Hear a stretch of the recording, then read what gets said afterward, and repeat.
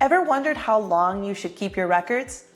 Whether it's tax returns, receipts, or other crucial documents, knowing the right retention period can save you lots of headaches in the future. So let's get started. First things first, tax returns. How long should you keep your tax returns? Well, on average, you should keep them for about 3 years. This is the amount of time the IRS has to question something on your tax return. However, if you omitted 25% or more on your tax return of income, the IRS can actually go back 6 years.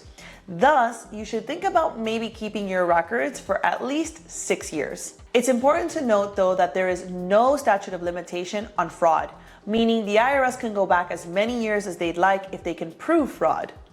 States also have different retention periods, so if you're in a state that has an income tax, you should think about looking at what those retention requirements might be. Now, if you're into real estate, you'll want to think about keeping documents that ascertain your basis in the property.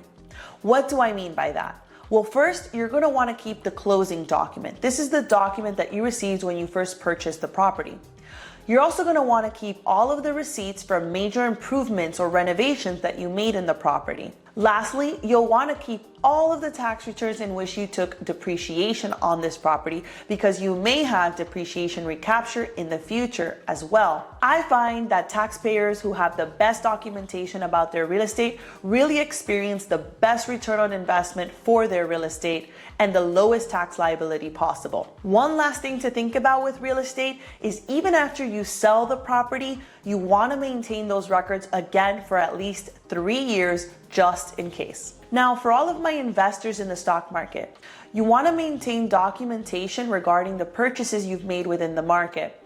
Purchases regarding mutual funds, ETFs, or individual stock. Sometimes when taxpayers go from one brokerage to the next, not all of the information gets transpired or transferred, and as a result, they might not have the accurate cost basis, that is, how much they invested in the stock, so that they only recognize the exact gain that they need to. Don't forget about also maintaining records about stock splits and dividend reinvestments. For bonds or treasury bills, you'll want to make sure you keep information of how much you've invested and what their maturity dates are. Maybe set up some calendar reminders. For anyone who's ever done a non-deductible contribution to a traditional IRA, you'll also want to keep those records and the related tax returns where you reported them.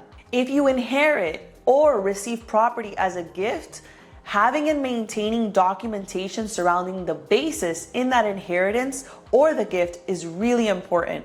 Now for business owners, the list gets a little bit longer. If you're a business that pays employees, you'll want to maintain your payroll records for at least 4 years. That includes 941s, unemployment tax returns, employee wages, W-4.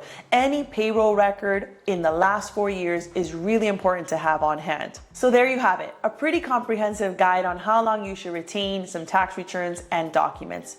Remember, doing this is not only really beneficial for your tax returns, but also for your financial health in the future, saving you a ton of headaches. If you found this video helpful, hit the like button, subscribe to my YouTube channel, follow us on LinkedIn, Instagram, and Facebook at Accounting to Scale. Until the next video, your favorite CPA, Tiffany Gonzalez.